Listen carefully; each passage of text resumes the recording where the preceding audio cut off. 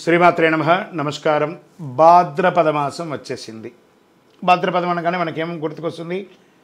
ఆ ఎలుక మీద ఉన్నటువంటి వినాయకుడు దండాలయ్య ఆ గణపతికి వచ్చేస్తుంది.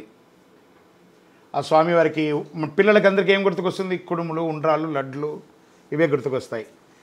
క్లే గణేష, తర్వాత మట్టి గణపతి లేదా విగ్రహాలు, మండపారాధనలు, ఎక్కడ చూసినా పండగ వాతావరణమే. పండగనే, గణపతి వచ్చేసారంటే పండగ తీసుకొచ్చేస్తున్నాడని ఒక పేరు.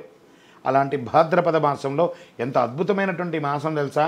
ఈ భాద్రపద మాసం రాని అసలు భాద్రపదం అనగానే అందరికీ గుర్తుకొచ్చేది వరాహ జయంతి, వామన జయంతి, ఋషి పంచమి, ఉండ్రాళ్ళ తద్దే, పితృదేవతలకి ఉత్తమాగతులు కల్పించే పితృపక్షాలు, ఇవన్నీ కూడా గుర్తుకొస్తాయి.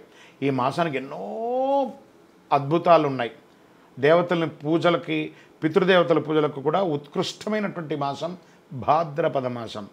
చాంద్రమానం ప్రకారం భాద్రపద మాసం 6వ మాసంగా మారుతుంది, అంటే 6th.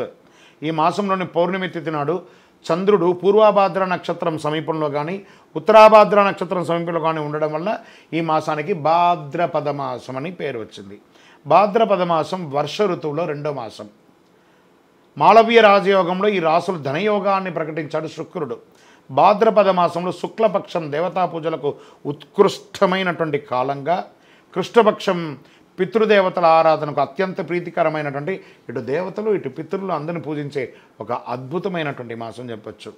దుష్ట శిక్షణ, శిష్టరక్షణ కొరకు శ్రీ మహావిష్ణువు దశావతారాలు ధరించినట్టు అందరికీ తెలిసిన విషయమే. అందులో అట్టి దశావతారంలో 3వ అవతారమైనటువంటి వరాహ అవతారాన్ని శ్రీమన్నారాయణుడు భాద్రపద మాసంలో దుష్ట శిక్షణ కోసం తీసుకొచ్చారు. ఇంత అద్భుతమైనటువంటి మాసం. పితృలు అంటే తల్లిదండ్రులు మాత్రమే కాదండి, వారి పితృలు మనకు ఎంతో కాలం నుంచి వచ్చినట్టు తాత ముత్తాతలు, వాళ్ళందరూ కూడా పితృలే అనమాట. 15 రోజులు శుభ కార్యక్రమాలు, పండగలు, పబ్బాలు ఆర్భాటం.